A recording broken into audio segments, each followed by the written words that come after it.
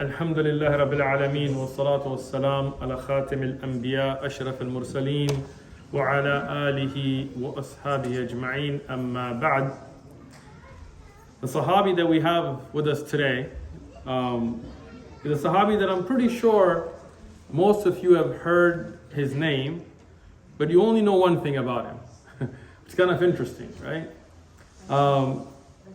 And the Sahaba radiallahu anhum, they all have unique stories. And then, obviously the Tabi'un, Taba Tabi'un, and others from the Salaf al-Salihin that have given us great benefit in our Iman and an example, a Qudwa, role models for us and so on. So it's very sad when somebody knows just the name but doesn't know the rest of the story and the benefit that we could derive from it. So I decided to speak about the Sahabi. His name is Ukasha. And before we start, talking about the mispronunciation here, it's actually come both with the shadda on the kaf and without the shadda. So you could say Ukasha or Ukasha. Both are correct. And ulama have given both spellings and so on in the classic books of Tariq. Ukasha radiallahu anhu, Ukasha bin Mihsan, he's famous from the hadith about the 70,000 that will enter Jannah. So inshallah, most of you are people of knowledge and tullab ilm, and you sit in durus and you watch Islamic videos. So you've heard the hadith where Rasulullah sallallahu alaihi wasallam, and I'm going to summarize from the hadith just because this is the most famous thing about him, but that's not the point of the dars tonight. But in the hadith that's reported in al-Bukhari, so it's a sahih hadith, and it's reported in Muslim, in the Musnad Imam Ahmad and other kutub of hadith as well. Rasulullah sallallahu alaihi wasallam, as Ibn Abbas radiallahu anhuma and other Sahaba report, he saw, and ulama have said this was during the Isra al-Mi'raj, and others have given different opinions, the different nations of the different prophets. And he saw some of them where it was just a single prophet with a single follower, some with 2 followers, some with 3, and some with no followers. And that's a very important part of the hadith that people miss, that even though those are prophets of Allah, and they were sent to nations with miracles and signs, and sometimes nobody followed them. But does that mean they failed? No. They were successful. They will enter Jannah. And they are successful. Why? Because they fulfilled the order of Allah subhanahu wa ta'ala. They took that message to the people. They kept true to the hudud, to the boundaries that Allah had set. So they are successful. Sometimes people think, if we don't get a big following, we're not successful. No. Allah subhanahu wa ta'ala raised the ranks of certain anbiya like Musa alayhi salam and Isa alayhi salam and Rasulullah Muhammad alayhi salatu salam with big nations. But every prophet that was sent was successful. Here Rasulullah sallallahu alaihi wasallam saw a huge ummah, a huge nation from the believers at the horizon. And when he asked, is this my nation? He was told, no, this is bin Israel, as the nation of Musa alayhi salam. And then he was shown his ummah, huge number. This ummah, alhamdulillah, by the fadl of Allah subhanahu wa ta'ala, our ummah, the ummah of Muhammad sallallahu alayhi wa sallam, Allah has blessed us that we have huge numbers. And he saw this huge number and he said, this is your ummah. In another hadith, just so you can benefit, Rasulullah sallallahu alaihi wasallam told us, and this hadith is a Tirmidhi, it's a Hasan, it's a reliable hadith. He said that Jannah has rows, huge rows. We're not talking about like rows, and it's huge, right? And he said all of Jannah will have 120 rows, right? How many billions are in each row? Allah knows best.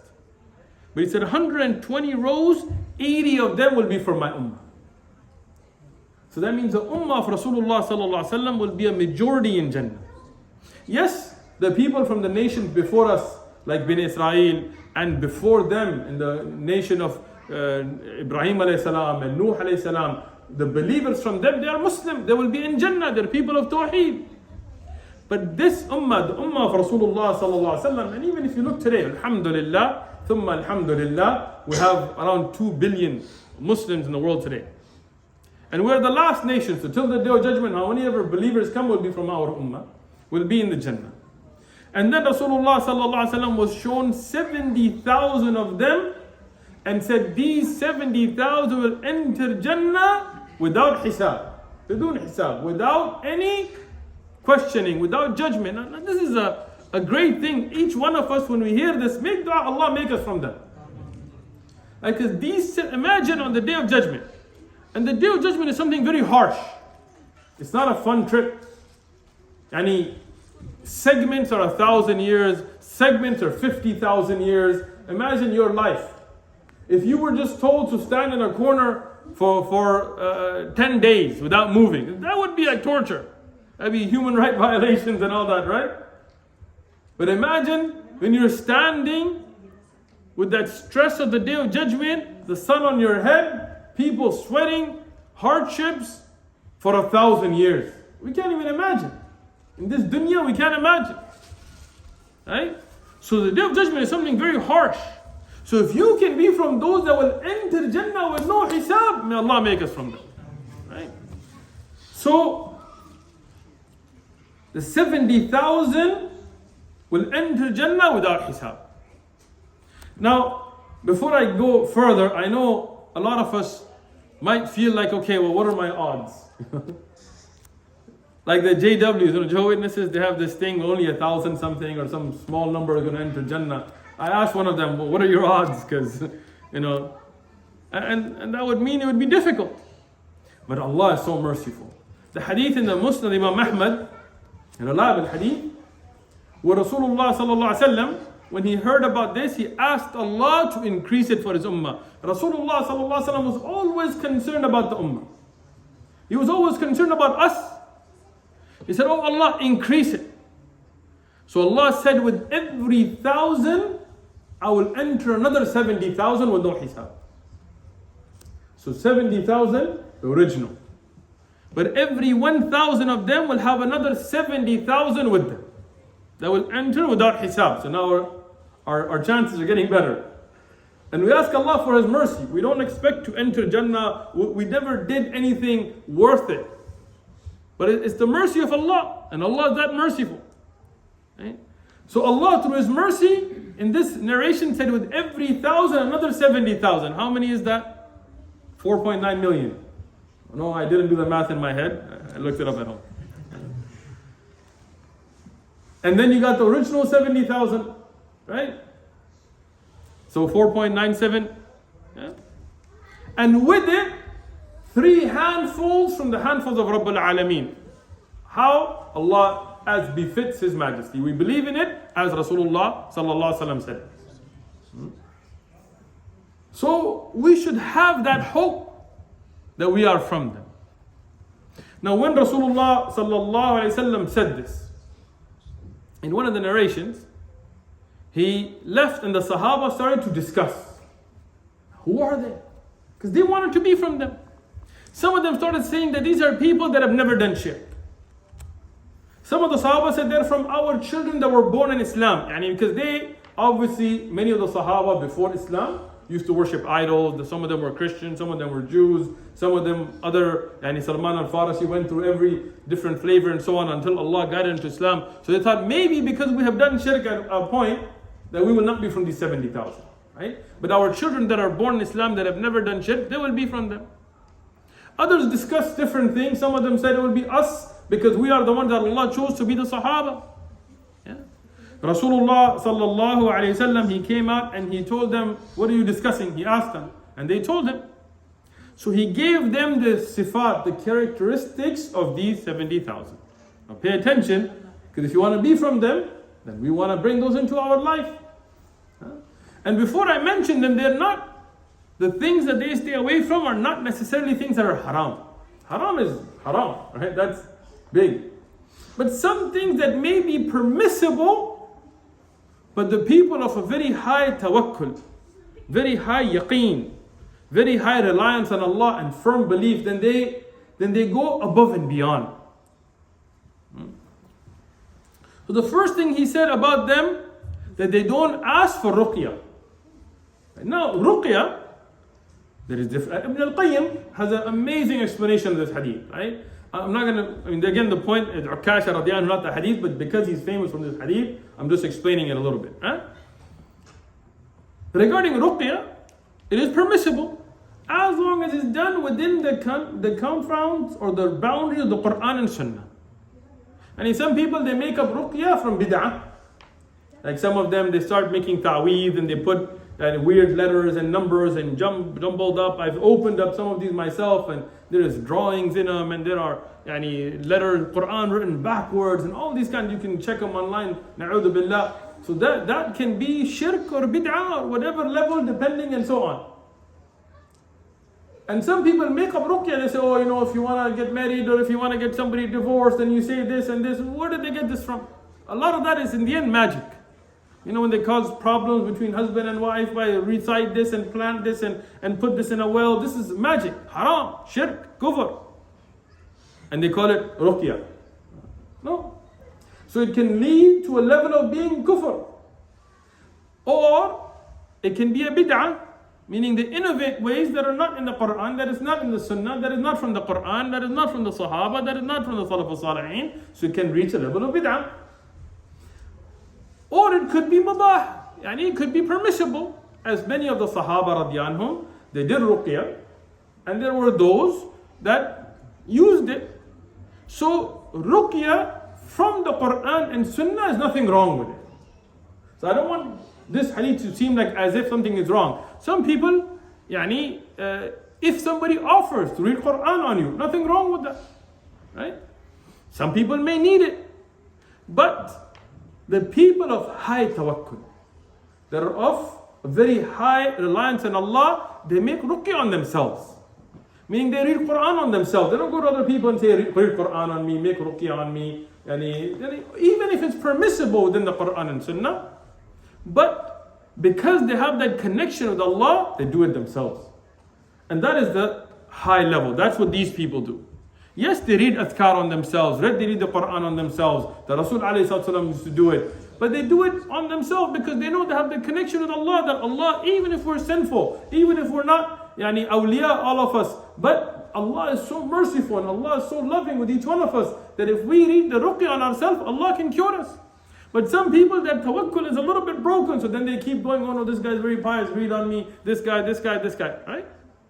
Now again, I'm not saying it's haram, it's permissible, but there's a higher level, and these are the people of that higher level.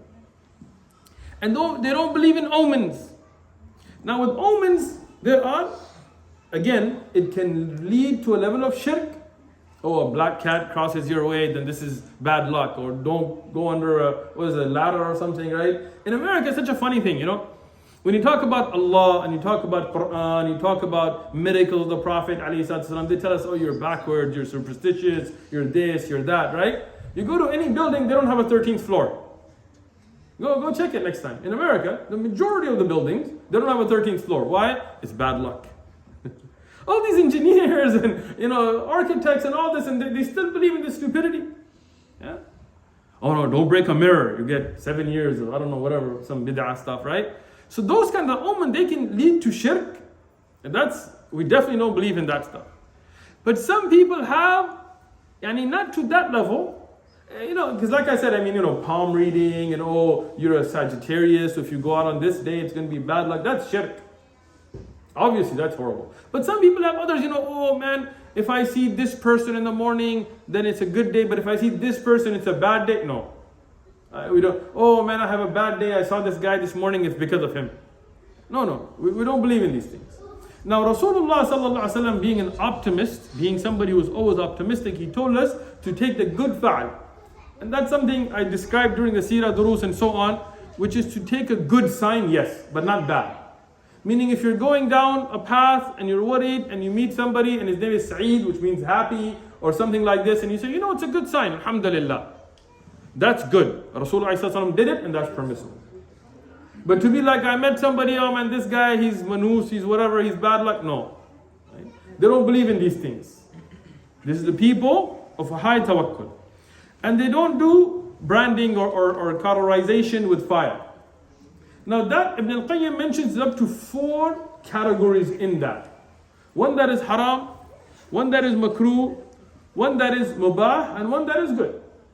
Now, Sa'ad ibn Mu'adh radiyallahu anhu, for example, when he was injured and he was bleeding, Rasulullah sallallahu alaihi wasallam ordered the wound to be cauterized with fire to stop the bleeding. So that means when you have a medical need for it, nothing wrong with it. In fact, it can be good, because if you're going to bleed out, and that's the only way to stop the bleeding, great, right? But there is also the type that has to do with superstition, and some of the voodoo and all that nonsense that they have, they use branding and categorization for magic and for superstition. That is shirk, right? So now there is the good, and then there is extreme haram. Then there is where people sometimes do it unnecessarily, but they feel that there is a medical benefit to it, right? Even though it's not needed, in the sense it's not like you're bleeding, but they feel like if you burn this spot in this way, then it's going to give you this whatever medical benefit. This is makruh. This is disliked, because there is no need for it in reality. Yeah? And then there is what is done without necessity, without harm, meaning sometimes people do it for fashion. Nowadays there's people brand their college whatever insignias, and that's also not permissible. Yeah? So people that use it only when it's medically necessary, like the hadith of Sa'd ibn Mu'adh radiyallahu anhu, nothing wrong with that. In fact, it can be good, because it could save your life. Other than that, whether it's mubah or makruh or haram, whatever level it be, to leave it away. Yeah? And these are those people. And the last sifa, the last quality from the sifat of these people, they are mutawakkilun. They put their tawakkul on Allah. Now tawakkul is a bab in itself.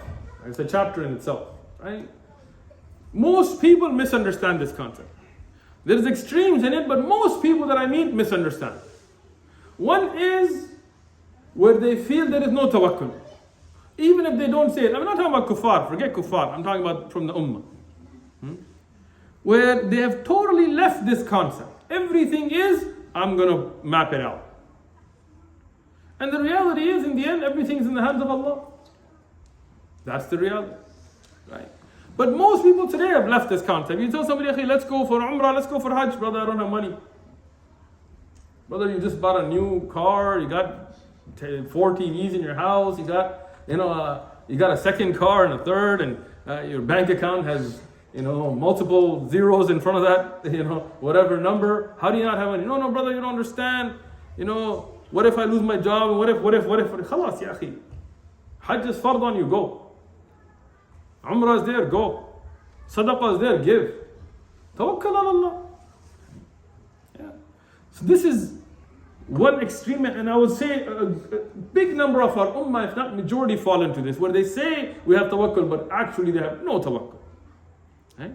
The other extreme, which is less but still there in the ummah, which is where they misunderstand tawakkul to mean not doing anything. Brother, I really want kids. Let's get married. No, brother. Tawakkul. What? You don't believe Allah can bring the child from the sky? Yes, of course Allah can. That's not the sunnah. Isa alayhi salam was born without a father. Adam alayhi salam was born without a father or mother. Hawa alayhi salam born without a father. Yes, Allah can do it. Allah is qadir. But that's not the way.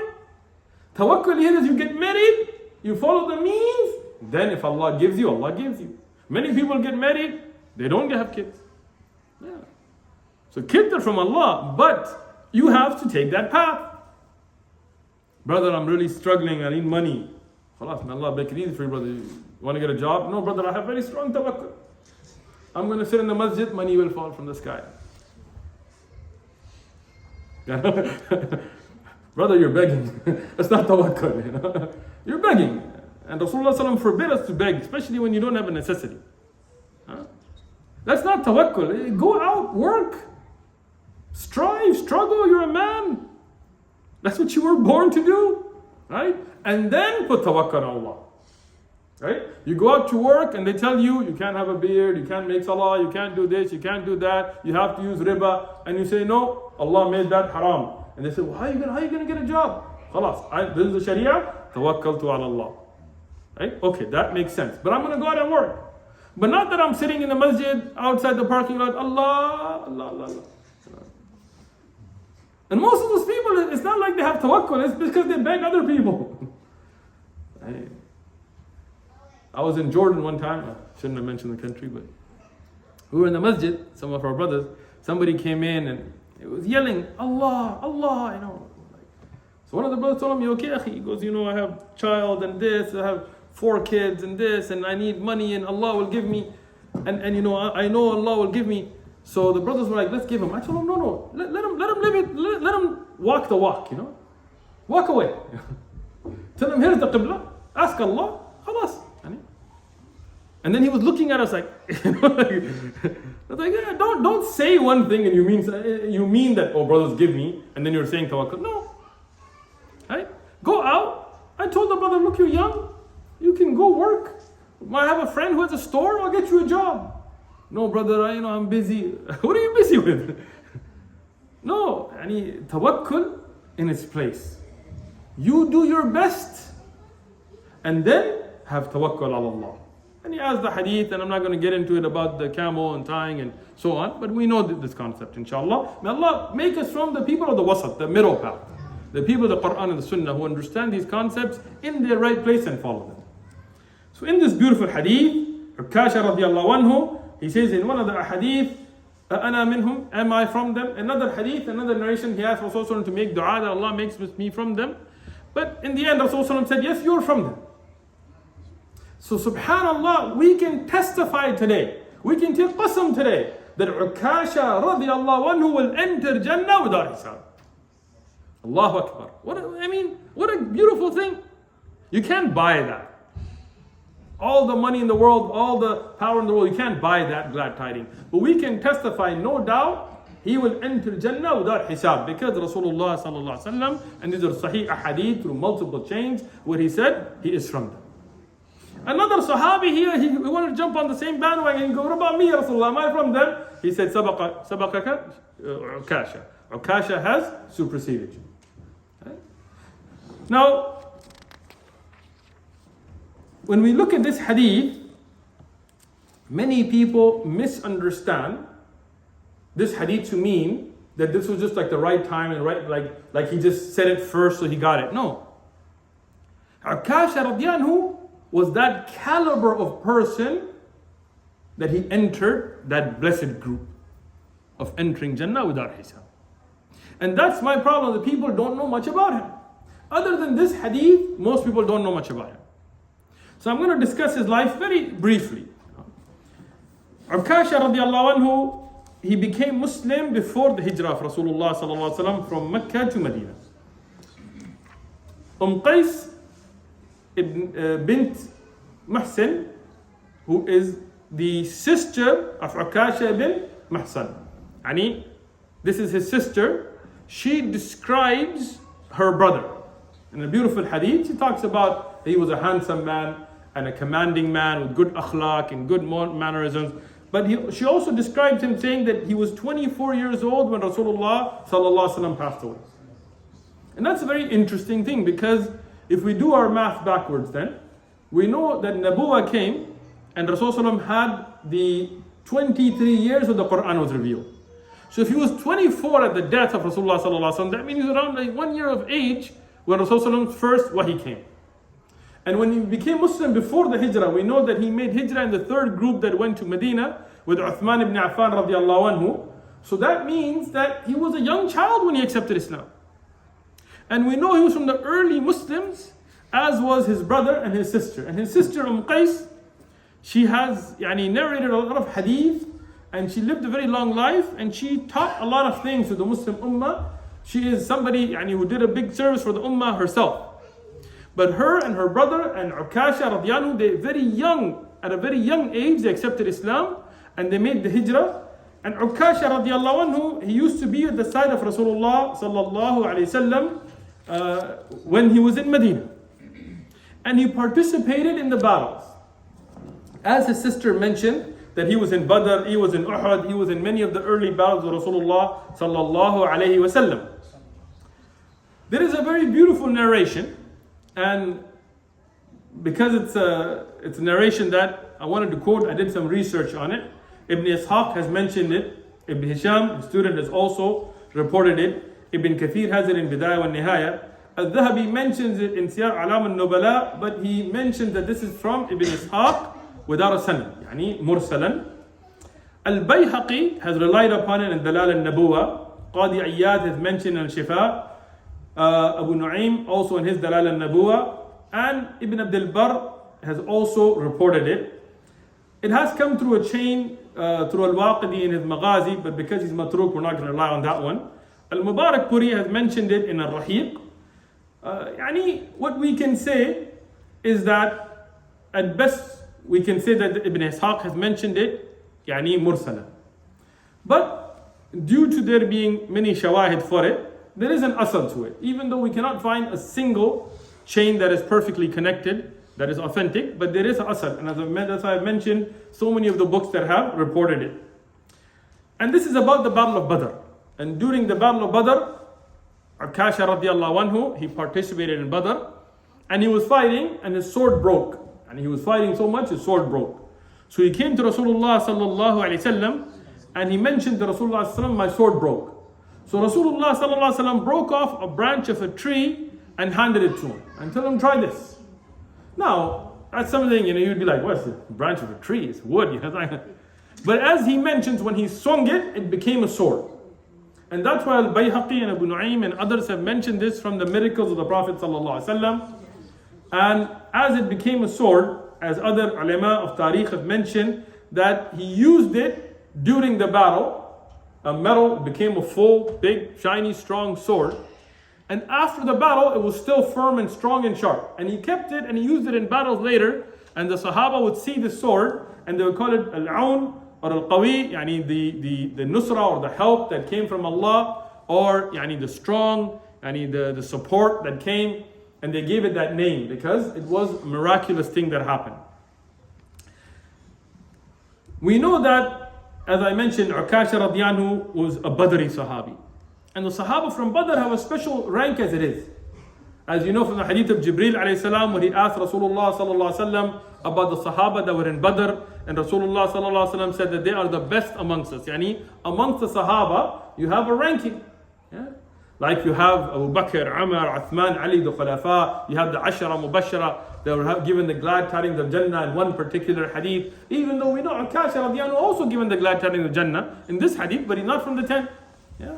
But the Sahaba of Badr, in general, the 313 of them were the best amongst the Sahaba. They are the highest valued. And he is from them. And Jibreel alayhi said that this is the same for the Malaika. Amongst the angels, there are those with higher rank. Jibreel alayhi salam, Mikail alayhi salam, Malik al-Maut, Israfil alayhi salam, so on. These are Malaika that have high ranks. Right? But with them, the best of the Malaika are who? The ones that were in Badr. So Ukasha radiallahu anhu is from the Badri Sahaba radiallahu anhu. Ukasha radiallahu anhu, he continued to serve the deen of Allah subhanahu wa ta'ala after the death of Rasulullah sallallahu alaihi wasallam. He served under Abu Bakr radiallahu anhu, and there is a narration, and I'm going to mention this to warn against it, because again, I know one thing is people just like to hear a good story, but I'm not a storyteller. We're here to educate the ummah in the light of authentic evidences. Yeah? In Majma' Zawaid, there is a narration that mentioned that Rasulullah sallallahu alaihi wasallam, he came out a few days before his death and he told the Sahaba, is there anybody I've wronged? If I owe anybody, have I conveyed the message and so on? And Ukasha radiallahu anhu, according to this narration, said, O Messenger of Allah, one time I was following you closely, and close, and then you hit me with a stick. So Rasulullah, so I want qisas from you. A'udhu billah, right? And many of our brothers who come, the little book, that anyway, they mention this as it's in that book, And then they say that Bilal radiyan went to the house of Fatima radiyanha and asked for a stick to be brought, and she was like, why? And he said, because Ukasha wants qisas against your father, and she said, put Hassan Hussein in front, all this. And then when he came, he told Rasulullah, oh, my shirt was empty, it was open when you hit me, so Rasulullah opened his shirt, then he went and he kissed Rasulullah and so on. Yeah? But this is mawdu'. And again, if you look, Darqutni has mentioned that Abdul Mun'im ibn Idris ibn Sinan is a rawi in the Sanad, and he's matruk. Ahmad ibn Hanbal said, Kana yakdhab, he used to lie. Al-Dhahabi quoted the same, Ibn Adi.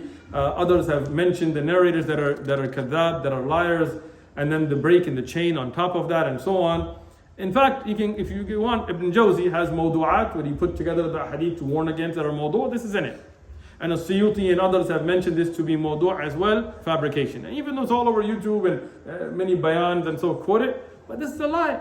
Because there's the lie in the chain and the breaks in the chain and so on and so on. So we can't just go with it just because it sounds good. No, we have to stick to that which is authentic. Yeah? And Ukasha radiallahu anhu is a great Sahabi who has so many authentic, great things like the Hadith al-Bukhari and so on. Why go to these kinds of things?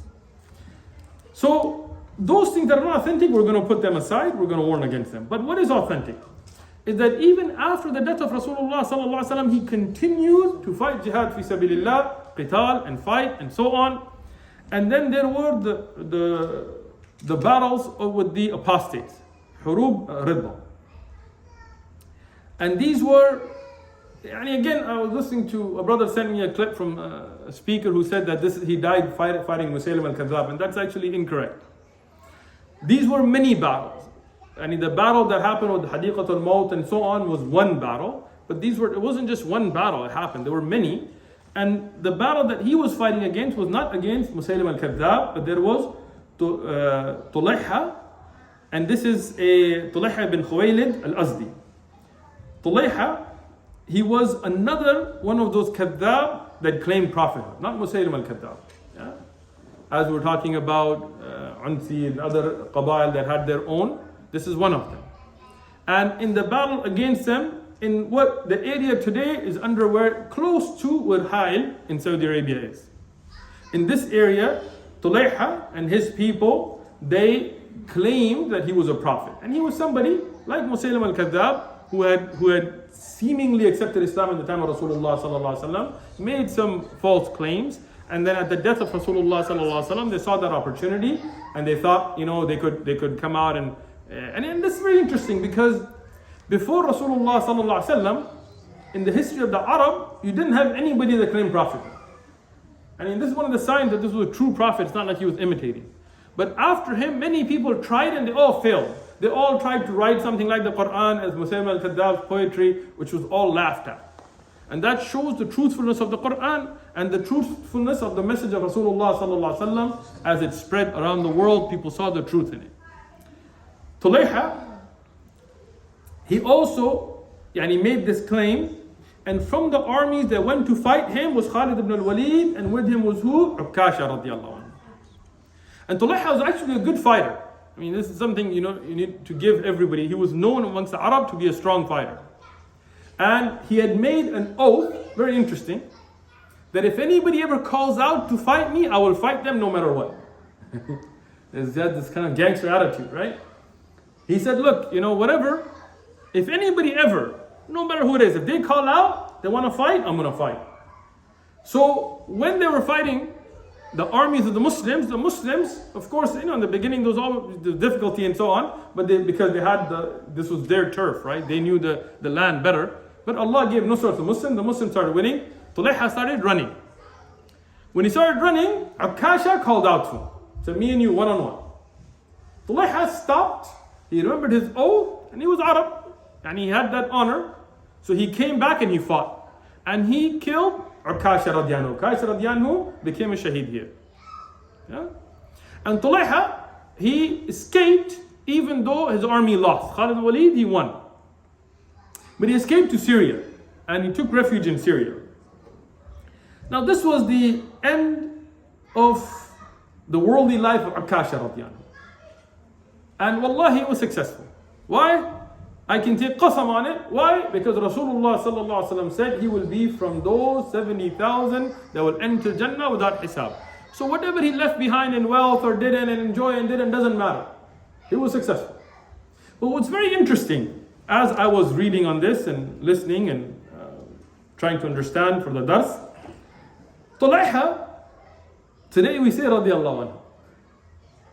Yani after he went to Syria and all of that, later on, when he saw that Islam was becoming dominant and he saw that this was the haqq, he came and he became Muslim. And when he became Muslim, many of the Sahaba were very skeptical of him. Because obviously he had claimed prophethood and he had killed Sahaba and he had run away and so on. And of course everybody would be. But in Islam we judge on the zahir. We don't look in people's hearts. We don't know. So when he came and he became Muslim, they accepted him. But Umar radiallahu anhu was very interesting hadith. Umar radiallahu anhu, after he became Muslim, he was in Medina, he came, he took his shahada. Umar radiallahu anhu told him, get away from me. I don't want to look at you. And this is interesting, sometimes, you feel like, okay, even if a Muslim does something really bad, you have to like hug him and be best friends. Not necessarily, right? And we don't cut off a Muslim for more than 3 days, meaning we don't stop speaking and so on, and except there are cases. But sometimes people have their own issues that they have to deal with, because he killed Ukasha. And Umar radiallahu anhu said, you killed one of the very valuable Sahaba, Ukasha, so how can I look at you? But subhanAllah, Tulayha had a very beautiful answer back. He told him, Ya Amir al-Mu'minin, oh leader of the believers, don't feel like this towards me. Because Allah knows I made my tawbah. And Allah knows what I did is wrong. But Allah is the most forgiving. And Allah honored Ukasha at my hand. He said, if Ukasha had killed me, I would have gone to the nar, to the hellfire, because I was on kufr. But because he died at my hand, he will go to Jannah. He's from the shuhada. And then Allah blessed me that I'm Muslim today, and I hope from Allah that I will enter Jannah too. So in the end, this is the best. So don't have ill feelings towards me. Whatever I did in the past, I ask Allah for forgiveness, don't hold it against me. And Umar radiallahu, he got affected by this. And he forgave him. And he said, okay. And he put him in the army, in the Muslim army. And Tulayha actually fought really well. And a sign that he was true in his tawbah and his accepting of Islam. And interestingly, by the way, he would speak about Ukasha and his bravery and how he was affected. One of the things that opened his heart to Islam was the firmness of Ukasha radiallahu anhu in Islam. So Tulayha, later on, when the Muslims went to fight the Persians, he was in the army. And at Qadisiyah, at a very critical battle, which all of you have heard about, we've discussed it many times, where the Muslims were stuck. And there was a river between them and the Persians, the Majus, the fire worshippers. When there was that river between them, and the Muslims were on this side, and the fire worshipping shayateen, they were afraid to fight the Muslims, so they broke the bridges and burnt the boats. And here Rabi bin Jarrah and Sa'd bin Waqqas and other Sahaba, Sa'd bin Waqqas actually in this battle, he told the Sahaba, has anybody committed a major sin? And they said no. Then he said, okay, we're going to go across the water. So he was in that army. And when they were asked, have you committed a major sin? He was from those that said no. At that time, some of the Sahaba were worried about him. They were like, okay, we're ready to go into this battle, tawakkul, in a very, we're going to cross over a river against this means and all of that. But if there is a one amongst us who in his heart still has kufr, then we're afraid the nusra of Allah won't come. So they said, let's watch him and there was a few others at night. And they saw that they were the greatest in the ibadah amongst the army. So after that, they said, no, we're good with him. We see that he is sincere, and he was from those people that miraculously crossed that river. So we hope from Allah subhanahu wa ta'ala that his tawbah was sincere. Allah subhanahu wa ta'ala blessed these Sahaba as examples for us, and bless them with shahada, with being martyrs, and bless them with glad tidings that we cannot have today.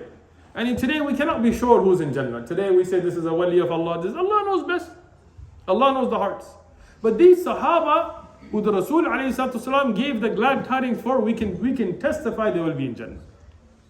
Bilal radiallahu anhu, Bakr radiallahu anhu, Umar radiallahu anhu, Uthman, Ali, Abdurrahman bin Auf, the Ashara Mubashara, Aisha, Khadija radiallahu anhu.